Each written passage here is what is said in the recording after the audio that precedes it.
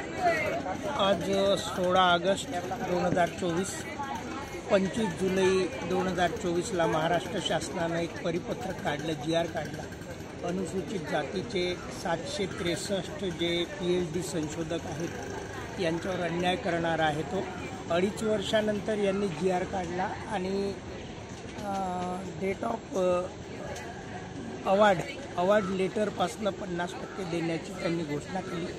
ही मुळात असंवैधानिक आहे। अनुसूचित जाती जमातीला ज्या काही सवलती आहेत त्या भारतीय संविधानात इन्क्लूड आहे आणि भारतीय संविधानानं अनुसूचित जाती जमातीला वेगळ्या पद्धतीनं ट्रीट केलेलं आहे। त्यांचे मूलभूत हक्क आहेत आणि महाराष्ट्र शासनाने या मूलभूत हक्काला गदा आणणारं त्यांचं म्हणजे मूलभूत हक्काचं हनन करणारा निर्णय घेतला। तो निर्णय रद्द व्हावा यासाठी मागील 12 दिवसापासून पुण्याच्या बार्टी कार्यालयापुढे हे आंदोलन सुरू आहे। आमरण उपोषण आहे। इथं मरणाच्या दारात विद्यार्थी असताना पल्लवी गायकवाड आणि हर्षवर्धन दवणे तर अजूनही शासनाने निर्णय घेतलेला नाही, तो लवकर घ्यावा अशी अपील आहे आणि हे दुरुस्ती पत्रक काढावं आणि नोंदणी दिनांकापासून 100% फेलोशिप द्यावी अशी ती मागणी आहे। आपण हे बघतात, आपल्याला हे जे दिसतं आहे हे सर्व आंदोलन आहे, आमरण उपोषणाचं आहे आणि आमरण उपोषण तोपर्यंत सुरू राहणार आहे जोपर्यंत यांचं हा उपोषण म्हणजे मान्य होत नाही मागणं। आणि 763 अनुसूचित जातीच्या विद्यार्थ्यांचा प्रश्न आहे। हे उच्च शिक्षित विद्यार्थी आहेत।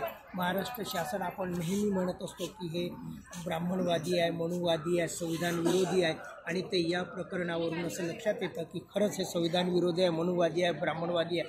हे उच्च शिक्षित अनुसूचित जातीतले विद्यार्थी उच्च शिक्षित होऊ नयेत, यांना डिग्र्या मिळू नयेत, यांनी आंदोलनं करत राहावं, पोलिसांच्या केसेस घ्याव्या आणि अभ्यासापासून परावृत्त व्हावं हा तो शासनाचा दृष्ट हेतू आहे। तो पूर्ण होऊ नये यासाठी शासनाने आणि शासनाचे जे सहकारी आहेत त्यांनी पुढाकार घ्यावा आणि येत्या लगेच आता 12वाचा उपोषणाचा आमरण उपोषणाचा दिवस आहे। इथं रोहित वेमुला पुन्हा होऊ नये, अनेक रोहित वेमुला पुन्हा जन्माला येतील असं जर काही झालं आणि महाराष्ट्र शासनाला उलथून पाडतील, म्हणून महाराष्ट्र शासनाला विनंती आहे की त्यांनी लगेच 25 जुलैचा काळा GR रद्द करून नवीन GR काढावा आणि नोंदणी दिनांकापासून 100% फेलोशिप द्यावी अशी विनंती आहे। जय भीम।